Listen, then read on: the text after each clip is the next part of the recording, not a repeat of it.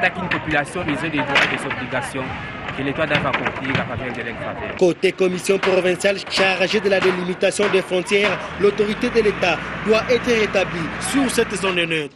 De part et d'autre de la borne, il doit y avoir 6,25 mètres libérés. Mais ici, personne n'a ni contrat ni certificat. Donc en termes de droits fonciers, personne n'a de droit ici. Et indemniser, c'est un vocabulaire impropre ici. Du point de vue social, l'État congolais, leur État, notre État, peut dire, ma population, on peut faire ceci et cela. Ce n'est pas notre problème. Avant d'être ici, ils étaient où? Parce qu'en 2013, ils n'étaient pas ici. Ils sont venus sûrement de quelque part. Quelqu'un vous a dit qu'ils venaient de Idju. Mais Idju est toujours là. Comme on vient de l'évacuer d'ici. Et le bateau est encore là. Avec 5 $, on arrive à Idju. Si côté congolais, l'opération a déjà commencé, les Rwandais de sa part devra démolir certaines de ces maisons construites anarchiquement dans cette zone neutre.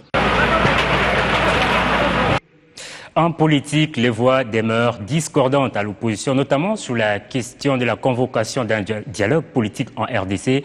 La plateforme Front Populaire appelle de tous les vœux ces assises, mais exige toujours la médiation extérieure. Constantin Tamboué.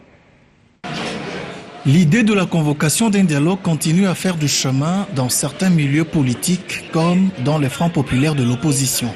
Cette plateforme soutient sans condition la position du président de l'UDP sur le dialogue politique entre Congolais. Son coordonnateur, Lisanga Bonganga, appuie l'idée d'une éventuelle rencontre entre Congolais avec une médiation internationale qu'il aimerait prendre à témoin comme à Sun City. Préconiser la tactique de la chaise vide, c'est la pratique de l'esquive, c'est la pratique de l'imposture et de la démagogie.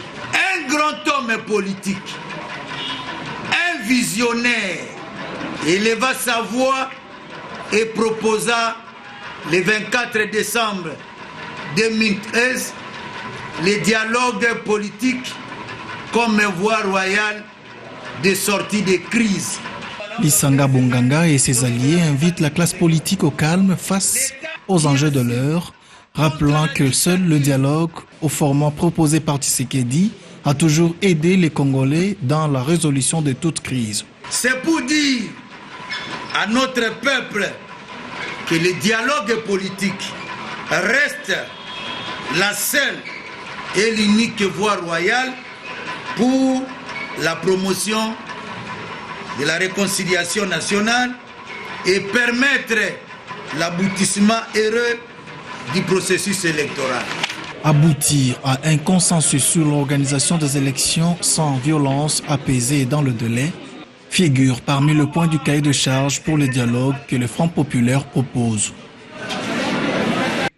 Autre chose à présent, double célébration. C'est jeudi à l'Union nationale de la presse du Congo. L'UNPC a fêté la 35e journée nationale de la presse et l'an 1 du mandat de son nouveau comité de gestion. Des questions de réforme de l'espace médiatique congolais ont été abordées lors de ces célébrations. Viabiliser le secteur de médias en RDC demeure un défi majeur pour l'Union nationale de la presse du Congo. Ce point a été au centre des échanges entre le bureau de l'UNPC et les experts de médias au cours des célébrations de la 35e journée nationale de la presse et de l'an 1 du mandat du président de l'UNPC. Pour parvenir à relever ce défi, quelques stratégies doivent être mises en œuvre. Il faudra que le journaliste congolais puisse sortir de sa précarité, parce qu'on peut dire que le journaliste est mal payé. Mais qui paye le journaliste? Ce sont les entreprises de presse. Mais si l'entreprise de presse, une publicité, au lieu de la payer à 5 $, il la paye à 1 $, à quel moment il va réunir les moyens pour payer ses journalistes? Donc c'est ça le combat que nous sommes en train de mener. Et pour y arriver, nous avons commencé par crédibiliser l'UNPC. Il n'y a pas meilleure stratégie que de parler, de dire et de faire. Et surtout, éviter de mentir. Plusieurs autres points ont été abordés, notamment l'observation de médias à l'ère du numérique. Si on n'arrive pas à mutualiser les efforts, à mutualiser les moyens, on ne saura pas tenir tête parce qu'on n'aura pas les moyens de produire des contenus de qualité. Il n'y a pas d'études fiables qui donnent l'audience de nos chaînes de télévision. Les pouvoirs publics doivent s'investir pour aider la production locale. C'est vraiment important. Comment soutenir les producteurs locaux? Un nouveau site web de l'UNPC et un observatoire de performance publique sont d'ores et déjà disponibles afin de servir de référence des voix des citoyens, guides et du miroir des acteurs publics. Mois d'août, mois dédié à la jeunesse, la présidente de l'Union panafricaine de la jeunesse a à cette occasion mené un lobbying de haut niveau pour assurer la mise en œuvre de politiques africaines de la jeunesse. Tout récemment, Francine Muyumba a été reçue par le secrétaire général de l'ONU, Ban Ki-moon, à New York, à l'occasion de la Journée internationale de la jeunesse. Dans sa tournée aux États-Unis d'Amérique, la présidente de l'Union panafricaine a échangé avec le secrétaire général des Nations Unies, Ban Ki-moon. Échange au cours duquel Francine Muyumba a remercié le secrétaire général des Nations Unies d'avoir honoré la jeunesse africaine en lui accordant cette entrevue capitale. Elle a salué également les réalisations de cette autorité depuis le début de son mandat, notamment le fait d'inclure la jeunesse dans ses 5 priorités et la promotion de la femme, dont le quota est de 40% au sein des Nations Unies, au poste stratégique de prise de décision. Concernant l'agenda 2063, Francine Muyumba a insisté sur la mise en œuvre de politiques africaines efficaces sur la jeunesse. À son tour, Ban Ki-moon a promis de soutenir la présidente de l'Union panafricaine de la jeunesse dans sa mission et toutes les initiatives de jeunes Africains. Dans son parcours, la présidente de l'UPJ a aussi rencontré le sous-secrétaire général et conseiller spécial de Ban Ki-moon pour l'Afrique, où elle a fait le plaidoyer pour le soutien aux initiatives de jeunes Africains sur l'entrepreneuriat. Elle s'est adressée enfin aux étudiants des États-Unis d'Amérique où elle les a édifiés sur le rôle à jouer sur le développement durable. Et puis, les chefs des divisions provinciales aux hydrocarbures peuvent s'estimer heureux. Ils viennent de bénéficier d'une formation sur les techniques de transport, de stockage de produits pétroliers ainsi que des stratégies pour réunir et transmettre ces connaissances. Formation dont la clôture est intervenue mercredi. Cette cérémonie organisée mercredi sanctionne 6 semaines de formation organisées par le ministère des Hydrocarbures à l'intention des chefs des divisions provinciales du secteur et de quelques cadres de ces ministères. Une formation qui a permis à ces cadres du ministère des Hydrocarbures d'augmenter leur efficacité dans l'exploitation pétrolière et la sécurité. Cette mise à niveau a bénéficié d'une expertise internationale. L'idée étant de former aujourd'hui les différentes têtes, créer une élite qui peut réussir ensuite à reformer derrière l'intégralité des acteurs du secteur pétrolier. Ainsi formés, les participants ont l'obligation de transmettre les connaissances apprises à leurs agents respectifs. En concours avec nos collaborateurs, des stratégies pour réunir et transmettre les connaissances, les techniques de transfert des produits pétroliers, de stockage des produits pétroliers aux différents opérateurs économiques de notre secteur. Les exigences, les normes quant à l'implantation d'une station-service, quant à la lutte contre l'incendie qui se déclarerait quelque part ou qui se déclencherait quelque part dans une infrastructure pétrolière, comment s'y prendre? Le secrétaire général aux hydrocarbures représentant le ministre a remis pour clôturer cette cérémonie des brevets aux participants. En dehors de nos frontières, au Burundi, les nouvelles institutions s'installent après la présidence de la République. La crise politique appartient-elle au passé? Nyamite Alain Aimé, ministre des Affaires étrangères burundais en visite officielle à Kinshasa, est l'invité de ce journal.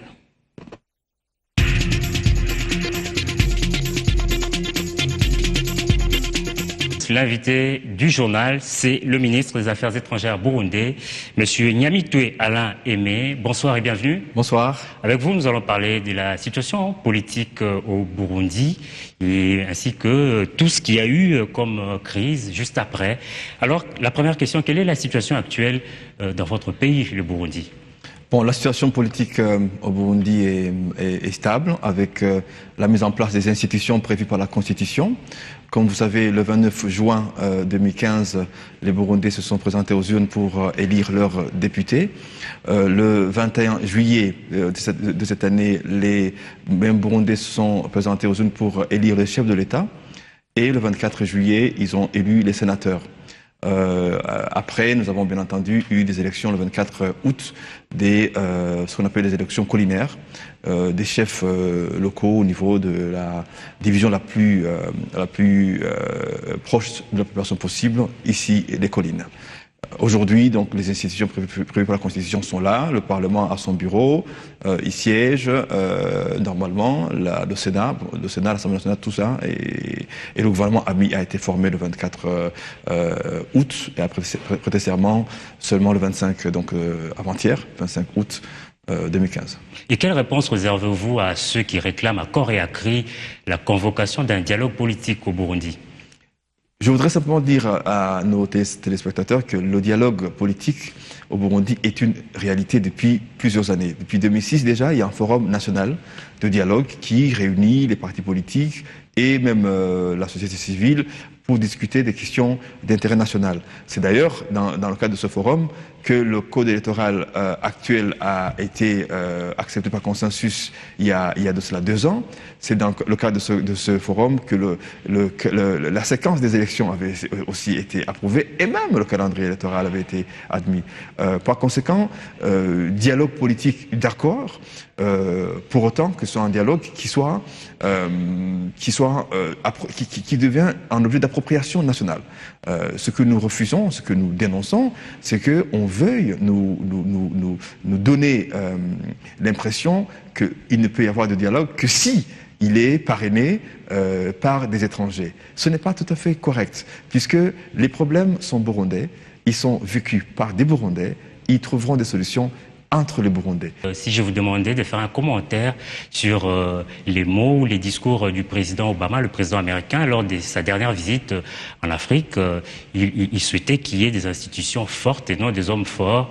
Il s'adressait particulièrement également au Burundi. Nous sommes tout à fait d'accord avec ça. Vous savez, nous sommes tout à fait d'accord qu'il y ait des institutions fortes et qu'il n'y ait pas des hommes forts. En réalité, s'il y a des hommes forts, c'est pas un crime. Soyons sérieux. Hein. C'est pas un crime qu'il y ait des hommes forts. Lui aussi, c'est un homme fort. Donc, on ne peut pas refuser ou rejeter carrément le concept d'homme fort. Ceci dit, nous sommes tout à fait sûrs que le message qu'il voulait passer, c'était que ces institutions soient le reflet du choix populaire, des choix populaires.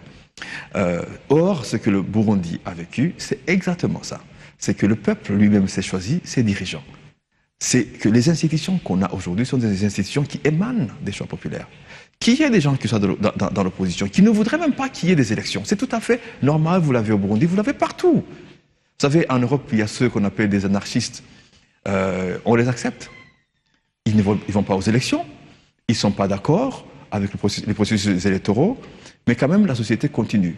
Est-ce que la marche électorale s'arrête parce qu'il y a des gens qui sont contre les élections? Non. Non. Quand la majorité de la population veut s'exprimer sur un sujet d'intérêt national, eh ben, ils le font. Alors, ils ont élu leurs dirigeants, que leurs dirigeants plaisent à l'opposition, que leurs dirigeants plaisent à ceux qui ne voulaient même pas d'élection. Ça, c'est un autre problème. Ce qui est important, c'est que les gens se sont présentés aux urnes et ont voté pour leurs dirigeants. Ce que nous souhaitons, c'est que les résultats de ces élections soient, bien entendu, respectés par tout le monde, y compris par ceux qui ont décidé de ne pas observer nos élections. Et de ce point de vue, nous disons que théoriquement, en tout cas, qu'on ne peut pas avoir l'autorité morale de critiquer un processus électoral qu'on n'a pas eu le courage d'observer. Il faut le laisser à ceux qui l'ont organisé, à ceux qui l'ont fait, à ceux qui y ont participé, de faire ce travail. L'actualité, c'est aussi la prestation de serment du président Pierre Nkurunziza. Et nous avons constaté que de nombreux chefs d'État étaient absents, des chefs d'État de la région, ses pairs. Ça ne vous a pas mis très mal à l'aise de voir cette absence des chefs d'État de la région? Ça aurait été un grand problème. Ça aurait été un grand problème si, à tout hasard, les autorités qui étaient supposées recevoir le serment du chef de l'État n'étaient pas là. Or, il se fait que toutes les autorités qui devaient recevoir le serment étaient présentes. Il se fait que le peuple burundais, pour lequel il a été élu, le peuple burundais qu'il a élu à la magistrature suprême, avait suivi dans les détails le serment de son essence au chef de l'État. Donc nous considérons qu'avoir des invités étrangers, avoir des chefs d'État, c'est beau. mais ce n'est pas l'essentiel. Vous êtes ministre des Affaires étrangères burundais, vous êtes en visite en République démocratique du Congo. Quel est l'objet de cette visite en RDC? Nous sommes venus ici en mission officielle en tant qu'envoyé spécial pour voir son excellence chef de l'État, le président Joseph Kabila, et lui transmettre un message de fraternité et de coopération entre que son frère, le président burundais, lui a remis, lui a transmis. Nous sommes également venus ici pour réaffirmer, n'est-ce pas, la disponibilité de notre pays à demeurer aux côtés de la RDC pour régler les questions d'intérêt commun, mais aussi pour s'assurer que le développement tant voulu par nos peuples soit une réalité de part et d'autre. De toute manière, je puis vous rassurer que le Burundi, de par son histoire commune avec la RDC, de par sa frontière commune, à la fois maritime et terrestre, et restera toujours aux côtés de la population du peuple de la RDC, tout comme nous sommes très heureux d'avoir que le peuple de la RDC est aux côtés du peuple burundais, que ce soit durant la période d'avant les élections ou pendant les élections, même après. C'est ça qui fait la teneur, je dirais, du message que j'ai eu l'honneur de remettre ce matin à son excellence le chef de l'État de la RDC. Avez-vous évoqué la question des réfugiés burundais qui sont à Kinshasa et plutôt en RDC depuis la crise politique, qui sont des milliers à Lubumbashi particulièrement? Avez-vous parlé de leur situation? Ils sont dans une situation très difficile. Absolument, nous avons évoqué, nous ne pouvons pas ne pas l'évoquer, et nous remercions bien entendu la RDC d'avoir offert son hospitalité à nos frères et sœurs burundais, et nous nous réjouissons d'ailleurs que depuis les élections, une vague de ces réfugiés se dirige plutôt dans le sens contraire vers le Burundi, où il n'y a plus, n'est-ce pas, ces rumeurs qui avaient été diffusées par certains médias mal intentionnés, comme quoi il y aurait une guerre pendant les élections. On n'a pas eu de guerre, vous êtes témoin, il n'y a pas eu de guerre au Burundi, il y a eu quelques soubresauts, mais bon, cela arrive dans l'histoire des nations. Nous n'avons pas eu de guerre, et donc les réfugiés sont invités à rentrer au pays. Toute dernière question, et très brièvement, si vous pouvez nous répondre, comment entrevoyez-vous l'avenir de la sous-région de Grand Lac? Deux choses. La première chose, c'est que le sort des pays des Grands Lacs dépendra des choix faits par les peuples eux-mêmes de ces pays-là. Et que pour y parvenir, il faudrait que tous ceux qui regardent les Grands Lacs de l'extérieur puissent donner une chance justement à ces peuples de s'exprimer librement. On n'impose pas de dirigeants, on n'impose pas de vision à un peuple ou à un gouvernement, enfin à un peuple ou à un pays. On n'impose rien de l'extérieur qui puisse faire marcher. Là où on l'a fait, ça n'a pas marché. Dans le cas du Burundi, comme dans le cas d'autres pays de la région des Grands Lacs, ce dont nous avons besoin, c'est plus de stabilité, c'est qu'il n'y ait plus de guerre, c'est qu'il y ait plus de compréhension des uns et des autres, que même d'une frontière à une autre, d'un pays à un autre à travers une frontière, que ces rapports entre les peuples qui ont toujours vécu ensemble depuis des centaines et des centaines d'années n'eût été bien sûr la colonisation qui a découpé les frontières de manière que vous connaissez et qui a séparé des peuples qui vivaient ensemble depuis plusieurs années, que donc que ces liens historiques soient renforcés pour que justement nous puissions aller tous vers ce rendez-vous que nous attendons tous, le rendez-vous du développement et de la concorde nationale et internationale. Nyamitwe Alain Aimé, ministre des Affaires étrangères burundais, vous êtes l'invité de la rédaction. Merci d'avoir répondu à nos questions. C'est moi qui vous remercie. C'était l'invité du journal.